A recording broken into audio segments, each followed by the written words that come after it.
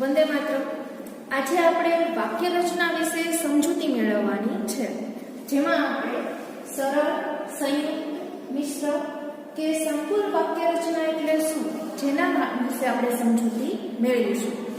હવે વાક્ય છે જેના દ્વારા આપણે સ્વતંત્ર જે અર્થ છે એ રજૂ કરી શકીએ છીએ. ભાષા દ્વારા આપણે આપણી જે લાગણીઓ છે, સંવેદનાઓ છે, વિચારો છે, અર્થ છે એ રજૂ કરી શકીએ છીએ.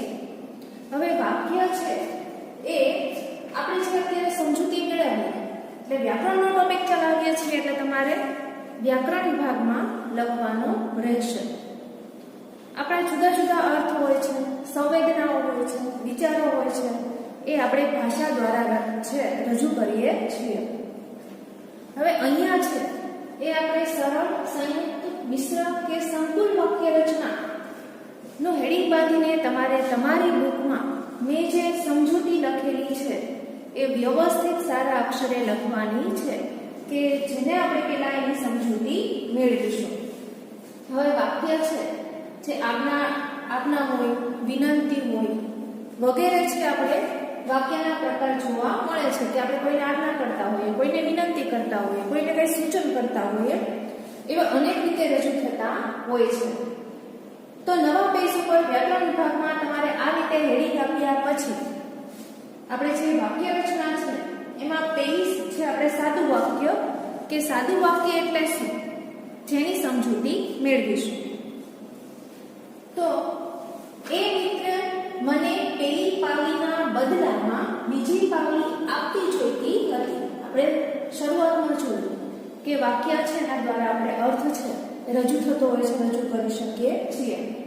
હવે અહીંયા છે મેં એક ઉદાહરણ આપેલું છે કે એ મિત્રે મને પેલી પાવલીના બદલામાં બીજી પાવલી આપવી જોઈતી હતી. હવે આ જે ઉદાહરણ છે, વાક્ય લખેલું છે એમાં અર્થની દ્રષ્ટિએ આ વાક્યને તપાસો. અહીં કશાકને વિશે કશુંક કહેવામાં આવ્યું છે. મેં જે વાક્ય લખેલું છે એ વાક્યમાં કશાકના વિશે કંઈક છે, કશુંક છે કહેવામાં આવ્યું છે. હવે એ મિત્ર વિશે કહેવામાં આવ્યું છે. આપણે જોયું કે એ મિત્રે મને પેલી પાવલીના બદલામાં બીજી પાવલી આપવી જોઈતી હતી. એ મિત્ર વિશે કહેવામાં આવ્યું છે કે મને પેલી પાવલીના બદલામાં બીજી પાવલી આપવી જોઈતી હતી. વ્યાકરણની ભાષામાં જેના વિશે કહેવામાં આવ્યું હોય, વ્યાકરણની જે ભાષા છે એ ભાષામાં જેના વિશે કહેવામાં આવ્યું હોય, જેના વિશે કહેવામાં આવ્યું હોય તે ઉદ્દેશ્ય કર્તા કહેવાય. અહીં એ મિત્ર ઉદ્દેશ્ય કર્તા છે. ઉદ્દેશ્ય વિશે જે કંઈ કહેવામાં આવ્યું હોય તેને વિધેય કહે છે. અહીં મને પેલી પાવલીના બદલામાં બીજી પાવલી આપવી જોઈતી હતી એ વિધેય છે. ફરીવાર વાંચો છું, ધ્યાન રાખજો કે મેં શરૂઆતમાં જ કહ્યું કે વાક્ય છે એના દ્વારા આપણે જે અર્થ છે, આપણા જે વિચારો છે, લાગણીઓ છે રજૂ કરી શકીએ છીએ. અહીંયા મેં એક વાક્ય લખેલું છે ઉદાહરણ માટે કે એ મિત્ર મને પેલી પાવલીના બદલામાં બીજી પાવલી આપવી જોઈતી હતી. આ જે વાક્ય લખેલું છે ને આપણે અર્થની દ્રષ્ટિએ જોઈએ તો અર્થની દ્રષ્ટિએ આ વાક્યને તપાસો તો આપણે જોઈએ છે કે અહીંયા કશાકના વિશે કશું કહેવામાં આવેલું છે. અહીં કશાકના વિશે કશું કહેવામાં આવ્યું છે. કોના વિશે કહેવામાં આવેલું છે? તો એ મિત્ર વિશે કહેવામાં આવ્યું છે કે મને પેલી પાવલીના બદલામાં બીજી પાવલી આપવી જોઈતી હતી. એ મિત્ર વિશે કહેવામાં આવેલું છે, એના વિશે વાત કરવામાં આવેલી છે કે પેલી પાવલીના બદલામાં બીજી પાવલી છે આપવી જોઈતી હતી. વ્યાકરણની ભાષામાં, વ્યાકરણની જે ભાષા છે એમાં જેના વિશે કહેવામાં આવ્યું હોય તે ઉદ્દેશ્ય કર્તા કહેવાય.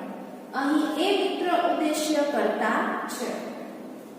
ઉદ્દેશ્ય વિશે જે કંઈ કહેવામાં આવ્યું હોય, પહેલા આપણે જોયું કે જેને વિશે, વ્યાકરણની જે ભાષા છે એમાં જેના વિશે કહેવામાં આવ્યું હોય તે ઉદ્દેશ્ય કર્તા કહેવાય. હવે અહીં એ મિત્ર ઉદ્દેશ્ય કર્તા છે. ઉદ્દેશ્ય વિશે જે કહેવામાં આવ્યું હોય, ઉદ્દેશ્ય છે એના વિશે જે કંઈ કહેવામાં આવ્યું હોય તેને વિધેય કહે છે. અહીં મને પેલી પાવલીના બદલામાં બીજી પાવલી આપવી જોઈતી કરતી એ વિધેય છે. હવે વાક્યો ત્રણ પ્રકારના હોય છે. આ છે એ ખાલી સમજૂતી માટે ઉદાહરણ લખેલું હતું કે તમે છે વધુ સારી રીતે સમજી શકો. આપણે વાક્ય રચના છે એની સમજૂતી મેળવવાની છે. તો જે વાક્યો છે એ ત્રણ પ્રકારના હોય છે. સાદા કે સરળ વાક્યો, સંયુક્ત વાક્યો, મિશ્ર કે સંકુલ વાક્યો. આ સમજૂતી લખાય છે પછી આ રીતે લખવાનું કે વાક્યો છે ત્રણ પ્રકારના હોય છે. એમાં પહેલું છે સાદા કે સરળ વાક્યો કે જેની સમજૂતી આપણે અહીંયા લખીને રાખેલી છે. એના પછી છે સંયુક્ત વાક્યો અને ત્યાર પછી છે મિશ્ર કે સંકુલ વાક્યો.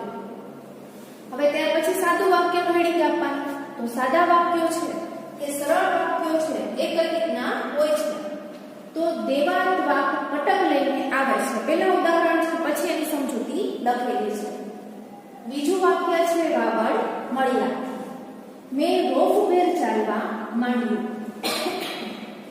શેઠની હવેલી ખૂબ વિશાળ હતી, નોકરે પરોઠા શાક પીરસ્યા, તમે તો બહુ હોશિયાર. આ જે વાક્યો લખેલા છે, જે ઉદાહરણ લખેલા છે એમાં ઉપરનું પ્રત્યેક વાક્ય એક ક્રિયાપદ કે એક ઉદ્દેશ્ય વિધેયવાળી રચના છે.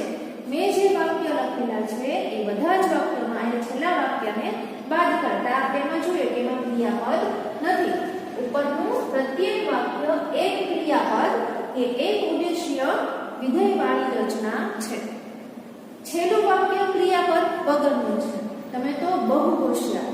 છેલ્લું વાક્ય જે લખેલું છે એ ક્રિયાપદ વગરનું વાક્ય છે. આ બધા સાદા કે સરળ વાક્યો છે. આ જે ઉદાહરણ લખેલા છે એ બધા સાદા કે સરળ વાક્યો છે. જે વાક્યમાં એક ક્રિયાપદ કે એક ઉદ્દેશ્ય વિધેયવાળી રચના હોય તેને સાદું વાક્ય કહે છે. હવે એના પછી આપણે આગળ જોઈએ તો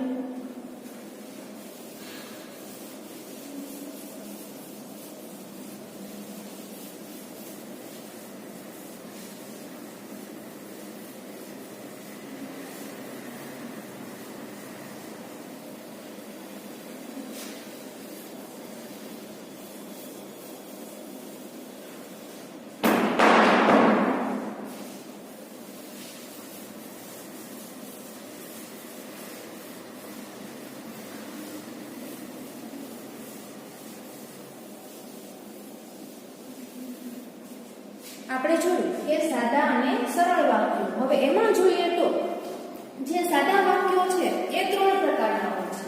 એના વિશે વાત કરીએ. એ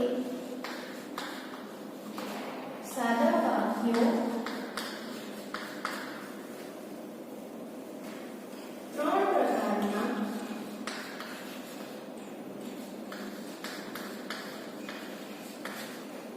હોય છે.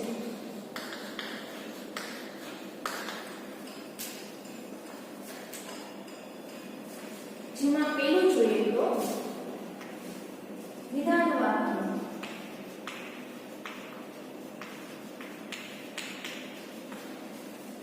કે આજે નવરાત્રી છે.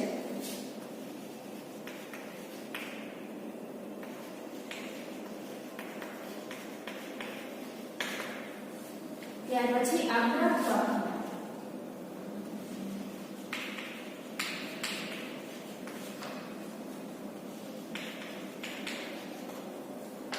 નિશા બજારમાં જઈને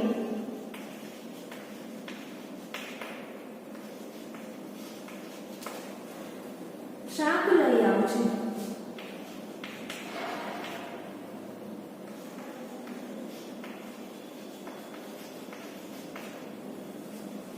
ત્યાર પછી ત્રીજું પ્રશ્નાર્થ વાક્ય.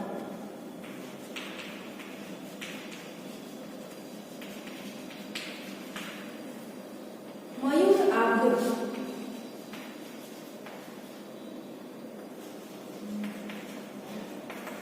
અહીંયા પૂછવામાં આવ્યું છે કે મયુર આવ્યો. તારી સાથે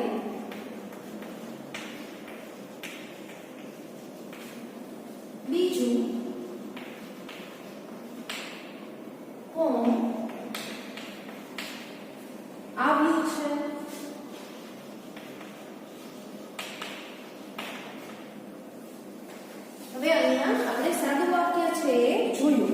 હવે સાદા વાક્યો છે એ ત્રણ પ્રકારના હોય છે કે જેમાં પહેલું વિધાન વાક્ય, બીજું આજ્ઞાર્થ વાક્ય અને ત્રીજું પ્રશ્નાર્થ વાક્ય. તો વિધાન વાક્યમાં જોઈએ તો આજે નવરાત્રી છે, સામે છે એના ઉદાહરણ લખેલા છે. બીજામાં આજ્ઞાર્થ વાક્ય કે નિશા બજારમાં જઈને શાક લઈ આવજો. ત્રીજું પ્રશ્નાર્થ વાક્ય છે, એમાં મયુર આવ્યો, જો આપણે ક્યારેક કોઈને પ્રશ્ન પૂછતા હોઈએ એના વિશે વાત કરેલી છે કે તારી સાથે બીજું કોણ આવ્યું છે. હવે છે એના પછી આપણે જે સંયુક્ત વાક્ય છે એની સમજૂતી મેળવીશું.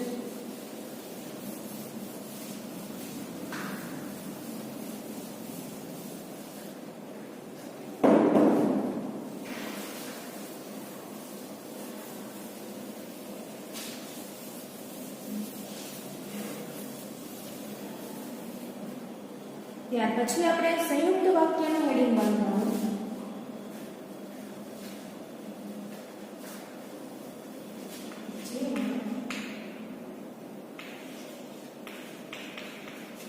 સંયુક્ત વાક્ય જોડાયેલા વાક્યો લેવા પડે. જોડાયેલા વાક્યો વ્યાકરણની દ્રષ્ટિએ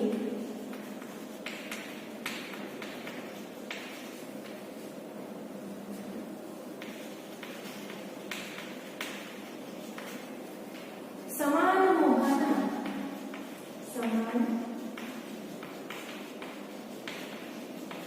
મોભાના હોય એટલે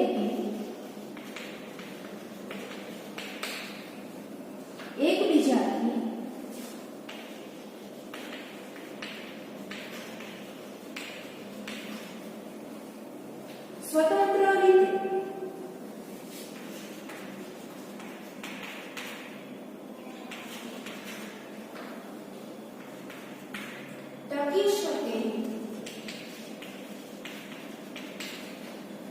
હોય એક વાક્ય બીજા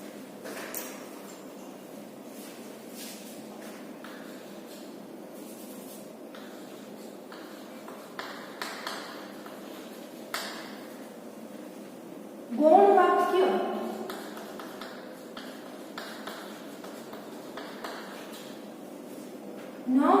ત્યારે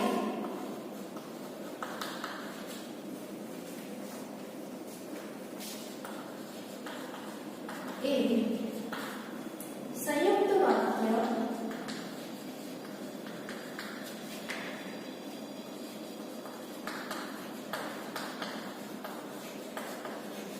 કહેવાય છે.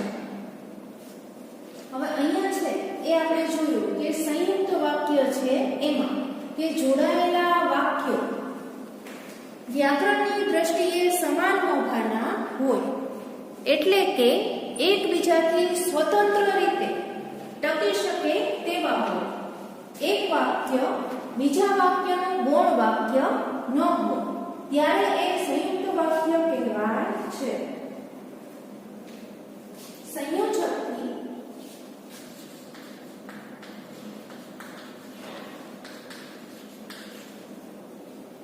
જોડાયેલા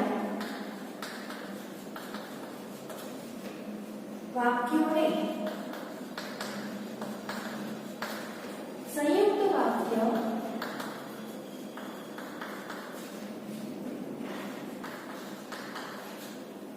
તરીકે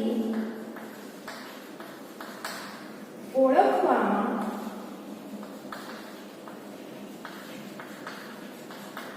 આવે છે. ત્યાર પછી કે જે વાક્યો છે એ સંયોજકોથી જોડાયેલા હોય એટલે સંયોજકોથી જોડાયેલા વાક્યોને સંયુક્ત વાક્ય તરીકે ઓળખવામાં આવે છે. હવે એના ઉદાહરણ જોઈએ તો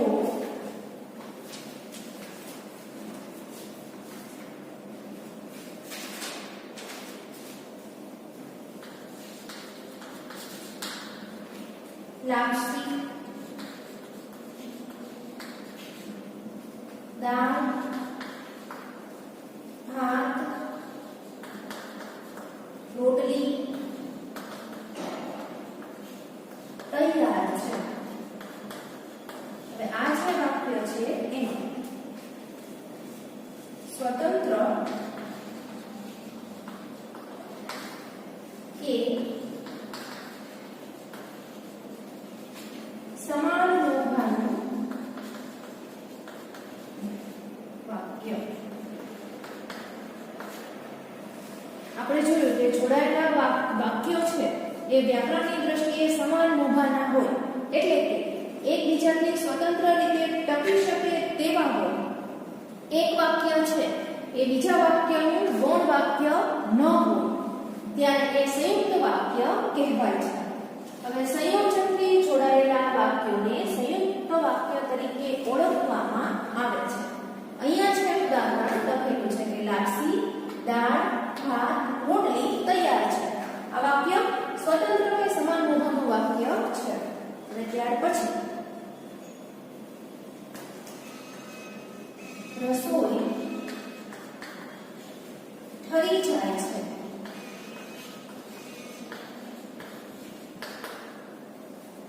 ત્યાર પછી હવે આ જે વાક્ય છે એમાં લાપસી, આ જે બીજું ઉદાહરણ લખેલું છે એ પણ કેવું છે? સ્વતંત્ર કે સમાન મોભાનું વાક્ય. હવે લાપસી, દાળ, ભાત, રોટલી તૈયાર છે. અને સંયોજકથી જોડાયેલું હોય એવું વાક્ય. અને રસોઈ ઠરી જાય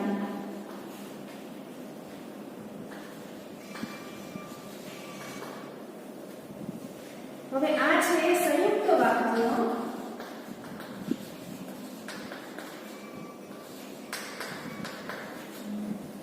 અને સંયોજકથી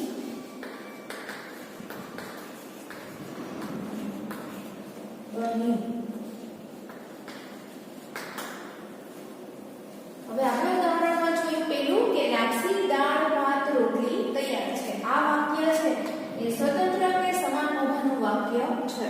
ત્યાર પછી રસોઈ ઠરી જાય છે, એ પણ સ્વતંત્ર કે સમાન મોભાનું વાક્ય છે. હવે આ જે વાક્યો છે અન્ય સંયોજકથી જોડાય છે. આપણે બીજું જોયું કે જે સંયોજકથી જોડાયેલા હોય, સમાન મોભાના હોય, સંયોજકથી જોડાયેલા હોય વાક્યોને સંયુક્ત વાક્ય તરીકે ઓળખવામાં આવે છે. તો અહીંયા છે કે અનેક સંયોજકથી જોડાય છે કે લાપસી, દાળ, ભાત, રોટલી તૈયાર છે અને રસોઈ ઠરી જાય છે. બે વાક્ય છે તે અન્ય સંયોજકથી જોડાયેલા, એટલે સંયુક્ત વાક્ય અન્ય સંયોજકથી બન્યું. ક્યારે બને છે? તો અન્ય સંયોજકથી બને છે. ત્યાર પછી જોઈએ તો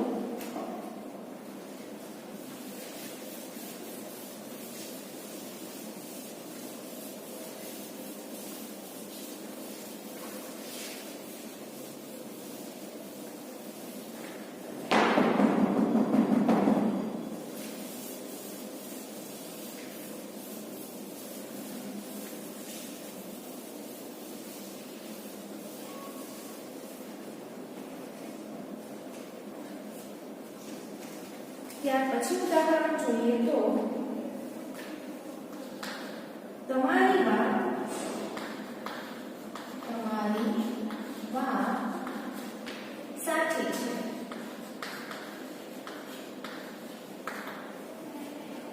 મારાથી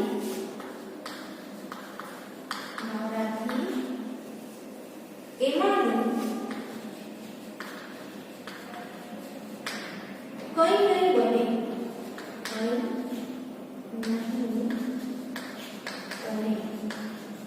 હવે અહીંયા છે એ આપણે જોઈએ તો તમારી વાત સાચી છે.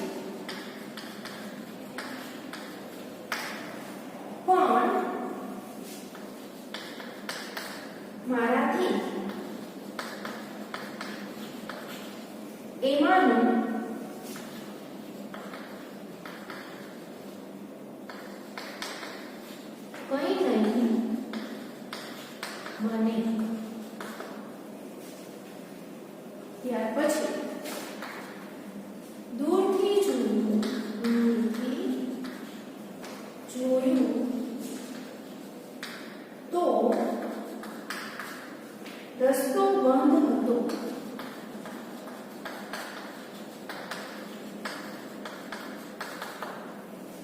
ત્યાર પછી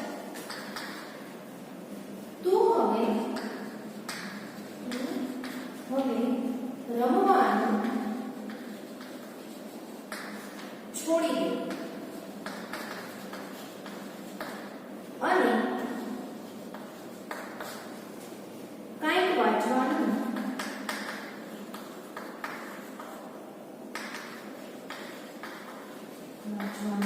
કર. ત્યાર પછી પોતે સાદું જીવન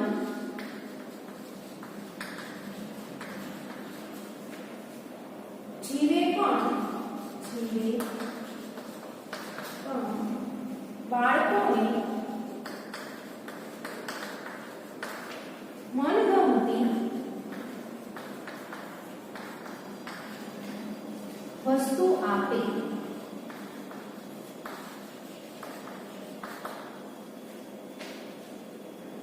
હવે જોઈએ તો તમારી વાત સાચી છે, મારાથી એમાંનું કંઈ નહીં બને. હવે અહીંયા છે પણ સ્ત્રીનો જવાબ આવે છે. તમારી વાત સાચી છે પણ મારાથી એમાંનું કંઈ નહીં બને. દૂરથી જોયું તો રસ્તો બંધ હતો. તું હવે રમવાનું છોડી દે અને કંઈક વાંચવાનું કર. પોતે સાદું જીવન જીવે પણ બાળકોને મનગમતી વસ્તુ આપે.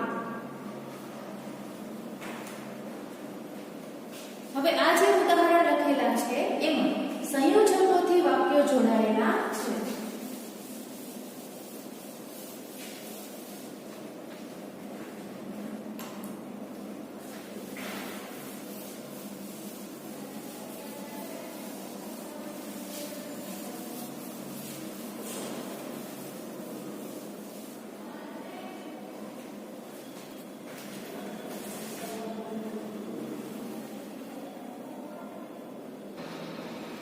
હવે ત્યાર પછી જોઈએ તો એવા બીજા સંયોજકો પણ છે કે જે આપણે સંયોજકો છે કે એનાથી આ વાક્યો છે જોડાતા હોય છે કે જે જોઈએ તો એવા બીજા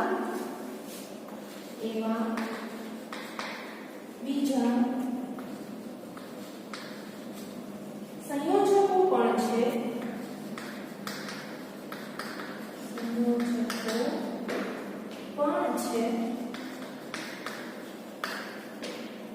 જેનાથી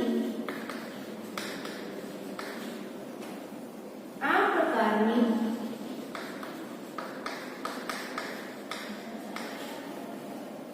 સંયુક્ત રચનાઓ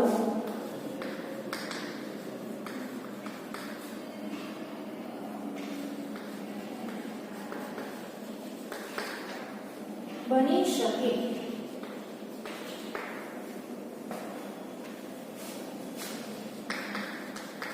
જેમાં હશે તો પણ, છતાં પણ, તેમ છતાં,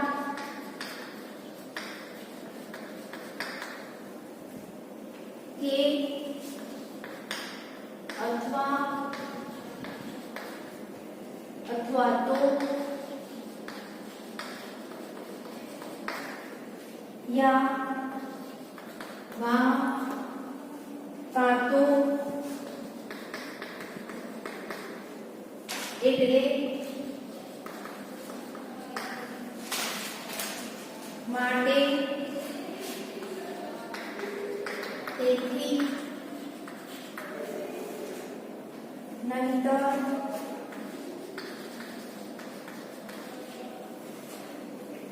કેમ કે, કારણ કે, વગેરે. હવે આ જોડાયેલા વાક્યો, આ જોડાયેલા વાક્યો વ્યાકરણની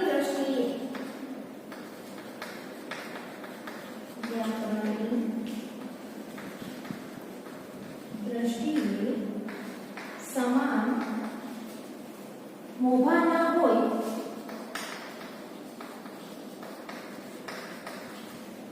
એટલે કે એકબીજાથી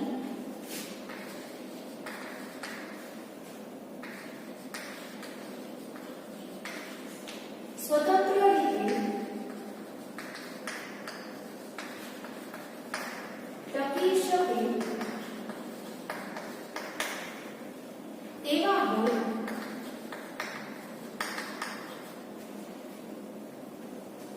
એક વાક્ય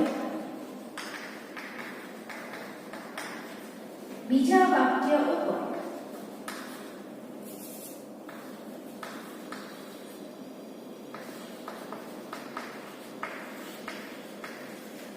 આધાર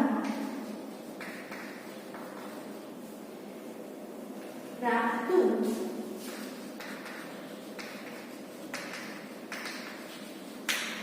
હોવું જોઈએ નહીં, ત્યારે એ સંયુક્ત વાક્ય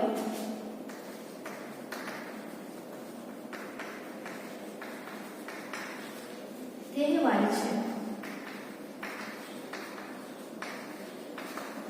હવે સંયુક્ત વાક્ય છે એમાં આપણે જોઈએ તો કે એવા બીજા છે, આપણે આગળના વાક્યો છે જોયું કે સંયોજકોથી જોડાતા હોય છે. એની સિવાય અન્ય સંયોજકો પણ છે કે એવા બીજા સંયોજકો પણ છે કે જેનાથી આ પ્રકારની સંયુક્ત રચનાઓ બની શકે, જેમાં તો પણ, છતાં પણ, તેમ છતાં, કે, અથવા તો, યા, વા, કા તો, એટલે, માટે, તેથી, નહીંતર, કેમ કે, કારણ કે વગેરે. હવે આમ જોડાયેલા વાક્યો છે એ વ્યાકરણની દ્રષ્ટિએ સમાન મોભાના હોય એટલે કે એકબીજાથી સ્વતંત્ર રીતે ટકી શકે તેવા હોય. એક વાક્ય છે એ બીજા વાક્ય ઉપર આધાર રાખતું હોવું જોઈએ નહીં, ત્યારે એને સંયુક્ત વાક્ય કહેવાય છે.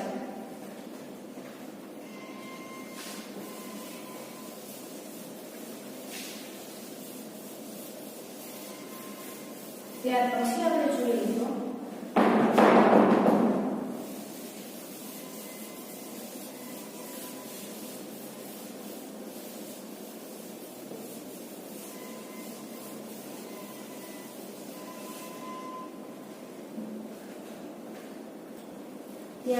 મિશ્ર કે સંકુલ વાક્ય.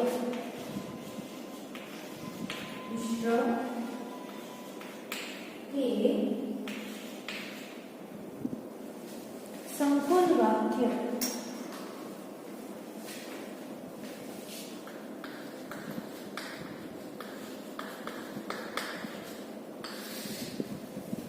હવે જેમાં જોઈએ તો જોડાયેલા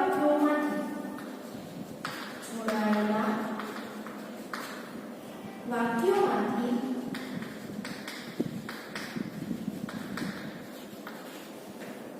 એક મુખ્ય વાક્ય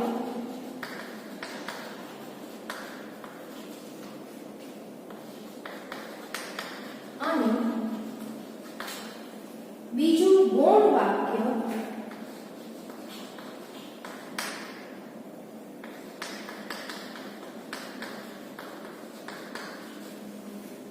હોય. મુખ્ય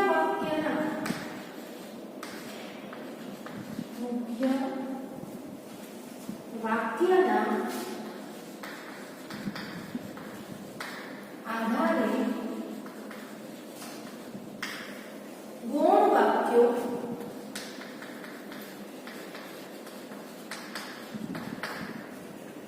જોડાયેલા હોય છે.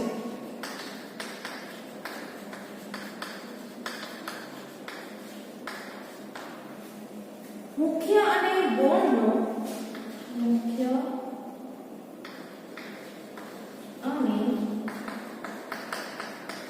ગુણનો સંબંધ હોય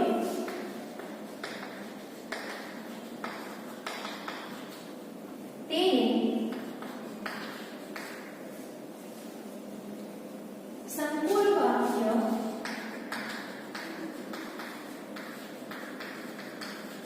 કહેવાય.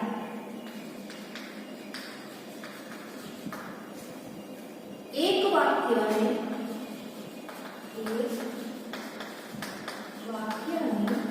કેન્દ્રમાં રાખી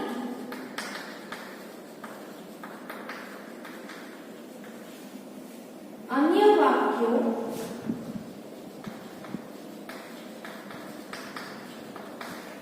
એના વિસ્તરણ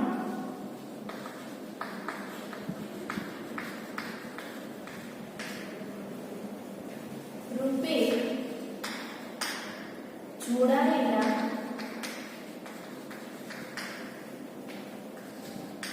હોય ત્યારે એ સંકૂલ વાક્ય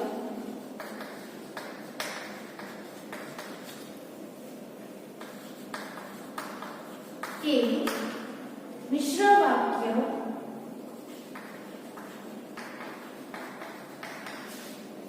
ગણાય. હવે અહીંયા છે મિશ્ર કે સંકૂલ વાક્ય કે જેમાં જોડાયેલા વાક્યોમાંથી એક છે મુખ્ય વાક્ય અને બીજું ગૌણ વાક્ય હોય. મુખ્ય વાક્યના આધારે ગૌણ વાક્યો જોડાયેલા હોય છે. મુખ્ય અને ગૌણનો સંબંધ હોય તેને સંકૂલ વાક્ય કહેવાય. એક વાક્યને કેન્દ્રમાં રાખી અન્ય વાક્યો એના વિસ્તરણ રૂપે જોડાયેલા હોય ત્યારે એ સંકૂલ વાક્ય કે મિશ્ર વાક્ય ગણાય.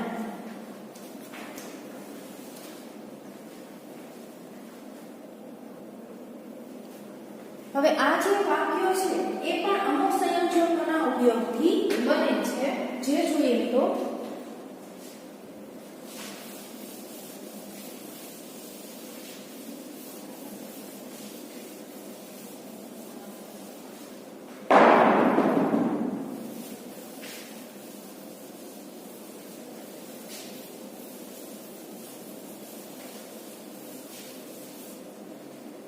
ત્યાર પછી લખવાનું આવા વાક્યો પણ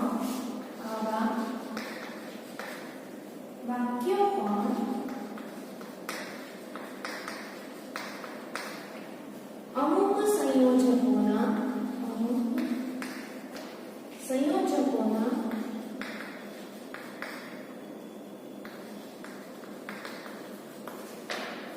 ઉપયોગથી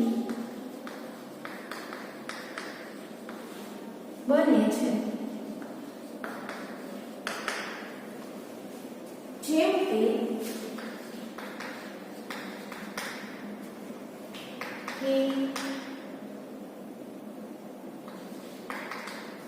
જે તે જેવું તેવું જ્યારે ત્યારે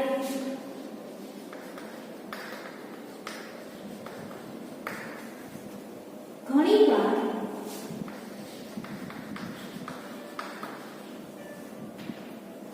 જે તે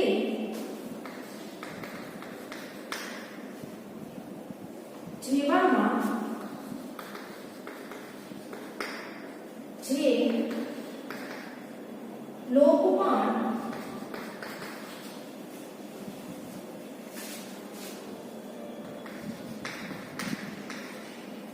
થઈ શકે છે. કેટલીક વાર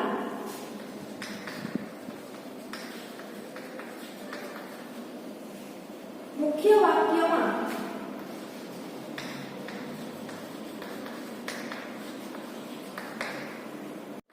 એવું એટલું જેવા પદ હોય તો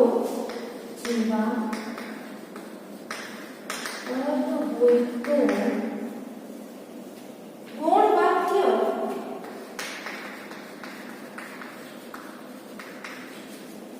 એની સાથે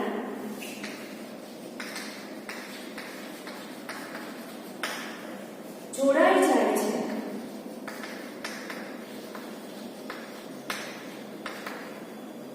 બીજા કોઈ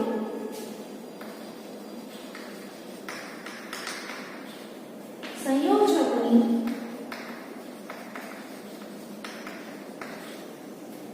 જરૂર પડતી નથી.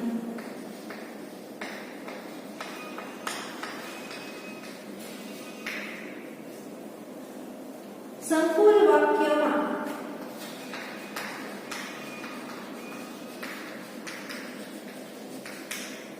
કોણ વાક્ય મુખ્ય, કોણ વાક્ય મુખ્ય વાક્યના વર્ધક વધારો કરનાર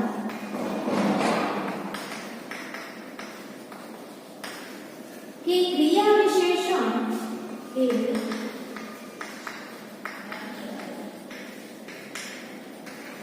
ક્રિયા વિશેષણ તરીકે અથવા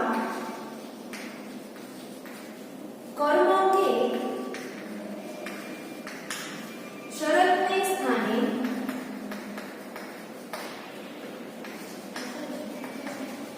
આવે છે.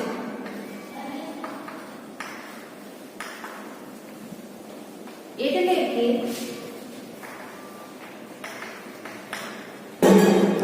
મુખ્ય વાક્યને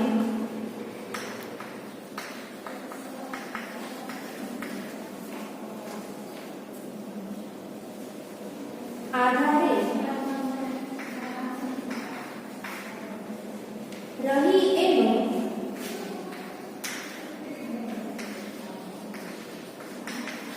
વિસ્તાર થાય છે.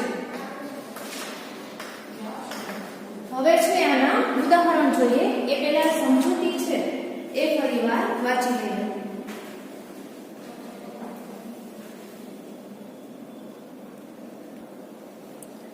આ જે સમજૂતી છે એ આપણે ફરીવાર સમજી લઈએ પછી એના ઉદાહરણ છે એ લખીએ.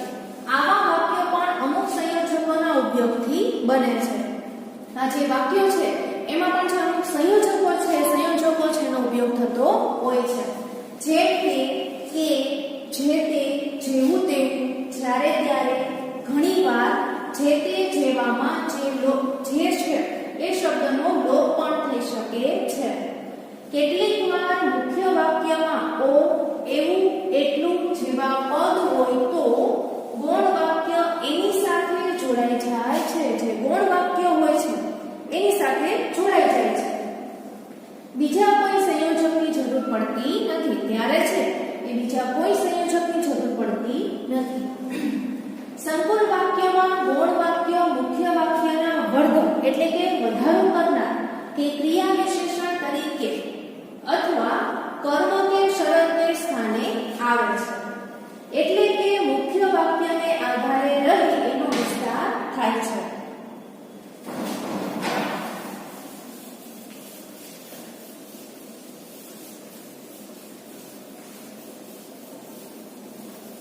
જેમાં ઉદાહરણ જોઈએ તો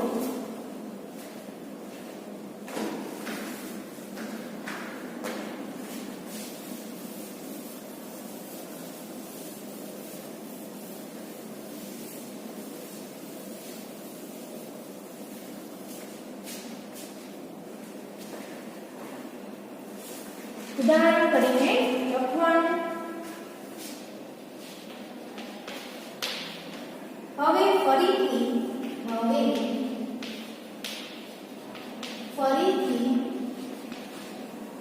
પ્રસંગ આવશે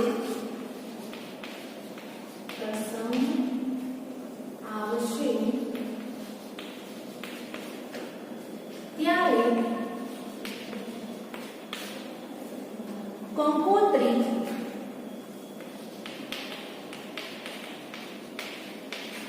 મોકલશે.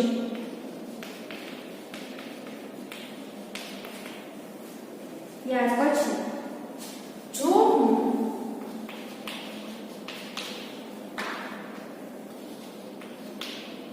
એક મંત્રી હોત,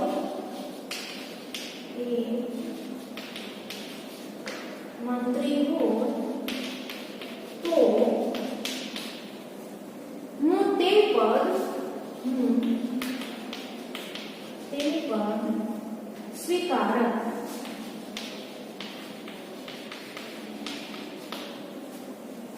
ત્યાર પછી આમ પાણીનો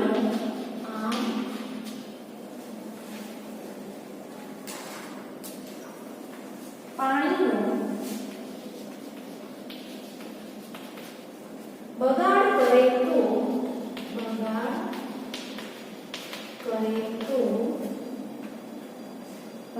કરે તે અમારાથી જોવાય નહીં.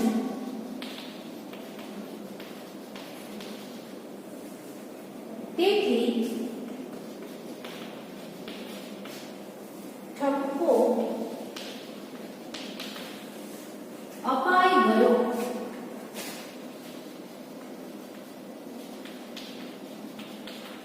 ત્યાર પછી મીરાનો સ્વભાવ પણ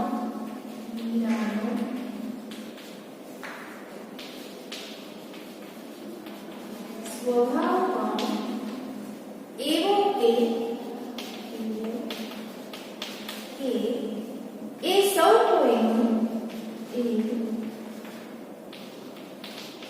કોઈનું કામ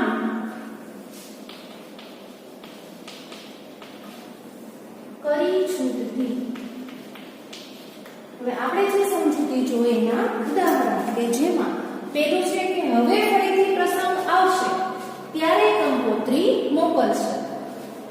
જો હું એક મંત્રી હોત તો હું તે પદ સ્વીકારત. આમ પાણીનો બગાડ કરે તે અમારાથી જોવાય નહીં, તેથી ઠપકો અપાઈ ગયો. મીરાનો સ્વભાવ પણ એવો કે એ સૌ કોઈનું કામ કરી છૂટે. એ જોયું સંયોજકોથી જોડાયેલા હોય છે તેવા વાક્યો.